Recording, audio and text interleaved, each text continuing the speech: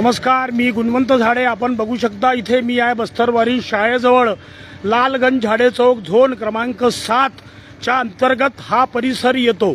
स्वास्थ्य अधिकारी इथे सर्व पैसे घेऊन चुपचाप बसतात. आमच्या स्वास्थ्याचं कोणाला काही विचार नाही आहे.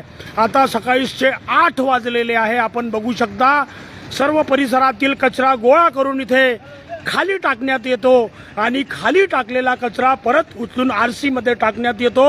स्वच्छ भारत सुंदर भारत अभियान तहत हा उपक्रम नागपूर महानगरपालिका राबवून राहिलेली आहे.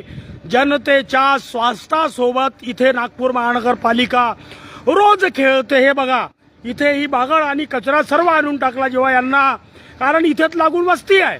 या वस्तीमध्ये आपण बघू शकता लोकांचे घर आहे. यालाच लागून एक बस्तरवारी महानगरपालिकेची शाळा आहे आणि एक दवाखाना पण आहे, एक पोलीस चौकी आहे.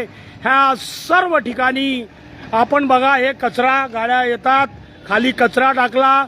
बरसातीचे दिवस आहे, रोज पाणी येऊन राहिलेला आहे. इथे बघा घाण साचलेली आहे, घाण.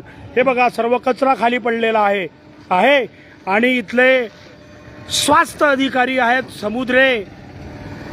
समुद्रे साहेब इथले स्वास्थ्य अधिकारी आहे आणि विभागीय आयुक्त हरीश राऊत साहेब आहेत. मी सर्व अधिकाऱ्यांना विनंती करतो की त्यांनी हा उपक्रम 1-2 दिवसात लवकरात लवकर थांबवावा आणि बंद करावा, दुसरीकडे शिफ्ट करावा. हे बघा इथे घाण आहे, सर्व घाण परिसर. आता सकाळचे 8 वाजलेले आहे. मी लाईव्ह गुणवंत झाडे लालगंज सुधार संघर्ष समितीचा प्रेसिडेंट आहे. बघा आहे इथे तुम्ही बघू शकता. मागच्या भरपूर दिवसापासून मी हे लढाई लढून राहिलेलो आहे, पण अधिकाऱ्याला घाम येत नाही. अधिकाऱ्यांना फक्त पैसा हवा, पैसा घेतात. आमच्या स्वास्थ्याचा अधिकाऱ्यांना कसल्याही प्रकारचा काही विचार नाही आहे. बघा आहे 3-3, 4-4 इथे आणून उभे करून ठेवलेले आहे. गाडी आलेली आहे, आता या गाडीमध्ये कचरा टाकतील ते.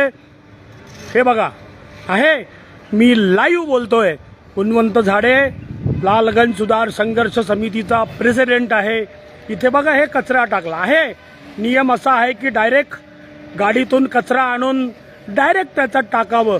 त्याच्यासाठी पण इथं हा परिसर जो आहे हा राहुटीचा एरिया आहे. याला लागूनच शाळा आहे. या शाळेमध्ये कोणत्याही अधिकाऱ्यांचे मुलं शिकत नाही. आजपर्यंत नागपूर महानगरपालिकेच्या इतिहासामध्ये एवढी मोठी घटना कुठेच तुम्हाला बघायला मिळणार नाही. यात कचरा रोज येतो. रोज कचरा संकलनाचं काम इथे नागपूर महानगरपालिकेच्या माध्यमातून ही